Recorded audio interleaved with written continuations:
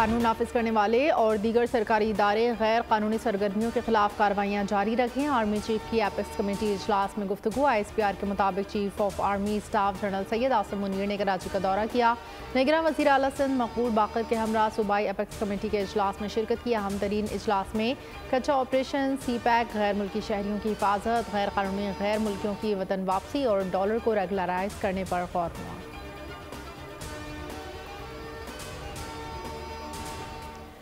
PTI में जमहूरियत नहीं थी, सब फैसले एक ही शख्स करता था। इस्तेहकाम पार्टी के रहनुमा महमूद मौलवी की प्रोग्राम ऐसे नहीं चलेगा में गुफ्तगू। कहा तहरीक इंसाफ में बहुत से लोग तसादुम के खिलाफ थे। शाह महमूद, अली जैदी, परवेज खट्टर का सदुमर तसादुम नहीं चाहते थे। चेयरमैन PTI को यहाँ तक एक टोले ने पहुँचाया है। ये टोला इदारों से लड़ना चाहता था। पार्टी में करप्शन करने वालों को सपोर्ट किया जाता था।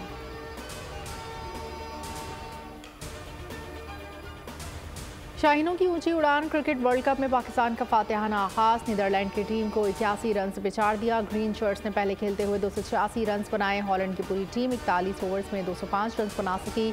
मोहम्मद रिजवान, सऊद शकील की 68 रन की शानदार इनिंग्स। मोहम्मद नवाज, शादाब खान भी शायकीन क्रिकेट की उम्मीदों पर पूरा उतरे।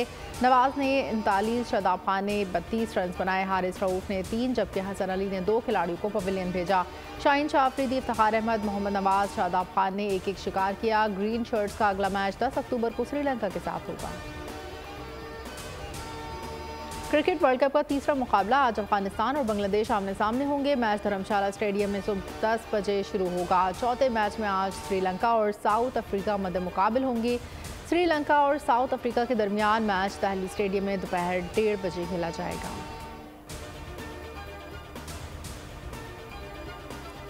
गैर कानूनी तौर पर पाकिस्तान में मुकीम अफगान शहरियों को दी गई मोहलत के 24 रोज़ बाकी। 31 अक्टूबर तक पाकिस्तान से इनखला करना होगा, वरना कानून नाफिज करने वाले इदारे गिरफ्तारी और मुल्क बदरी को यकीनी बनाएंगे।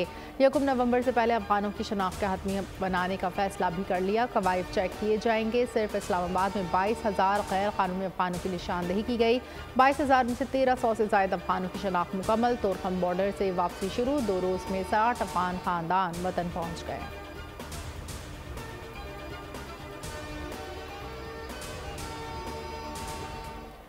दहशतगर्दी और जराइम में अफगान मोबाइल सिम्स के इस्तेमाल का इंकशाफ। हसास इदारों की सरहदी इलाकों में अफगान मोबाइल सिम्स पर पाबंदी की सिफारिश। गैर रजिस्टर्ड अफगान सिम्स सरहदी इलाकों में बासानी मिल जाती हैं। अफगानिस्तान के मोबाइल टावर्स की पाकिस्तान के बाद सरहदी इलाकों तक रसाई। दहशतगर्द अपने फ़ायदे के लिए अफगान सिम्स इस्तेमाल करते हैं। हसास इदारों ने सरहदी इलाकों में मुकामी मोबाइल कंपनीज का मजबूत इंफ्रास्ट्रक्चर लगाने की भी तजवीज़ दे दी है।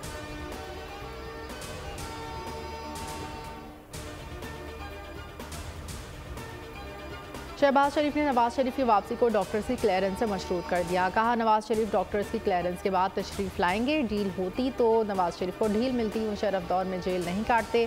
नवाज शरीफ की वापसी में कोई कानूनी रुकावट नहीं, वो कानून के सामने पेश होंगे। 21 अक्टूबर को खुद मुआशी प्लान बताएंगे। तबाह मईशत को बहाल करने के लिए नवाज शरीफ दोबारा काम करेंगे। तरक्की के सफ़र को वहाँ से शुरू करेंगे जहाँ ख़त्म हुआ था। एहतसाब सबका होना चाहिए। शफाफ इलेक्शन में जो जीता वही फैसला होगा। लंदन के दफ्तर में आज मेरा आखिरी दिन है, फिर पाकिस्तान चला जाऊंगा। नवाज शरीफ के लंदन में सहाफ़ियों से अलविदाई मुलाकात। बोली, लंदन में मेरे खिलाफ 4 साल एहतजाज किया गया, इससे क्या हासिल हुआ? बरतानी में सबको पाकिस्तानी बनकर रहना चाहिए। सियासी मुशायरे करने हैं तो पाकिस्तान में जाकर किए जाएं।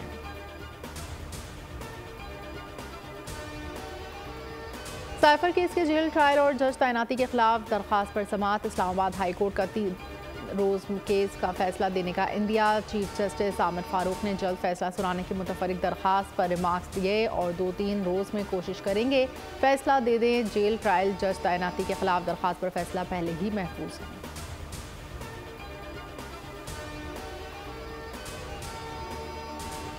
पाकिस्तान तहरीक इंसाफ की एक और विकेट गिर गई। मलिक सरफराज खोकर ने PTI को खैरबाद कह दिया। वो लाहौर से PTI के टिकट होल्डर थे। मलिक सरफराज खोकर का कहना था, पार्टी पॉलिसी मुल्क के मफाद में नहीं। 9 मई के पुरतशद्दुद वाक़यात के बावजूद पार्टी अपने रियासती इदारों के खिलाफ जारहाना बयानी पर कायम है जो मुल्क के मफाद के लिए नुकसानदेह है।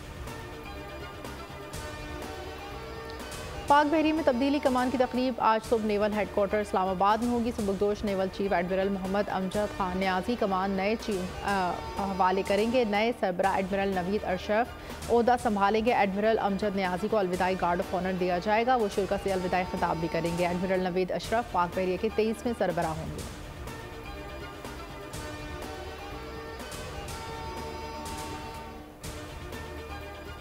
कराची के लिए बिजली ₹4.45 फी यूनिट महंगी।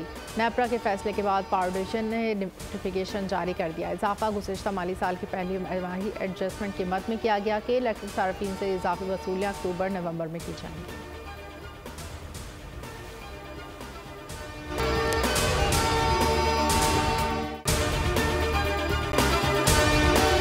अगर आपको ये वीडियो पसंद आई है तो हमारे चैनल को सब्सक्राइब कीजिए और बेल आइकन पर क्लिक कीजिए।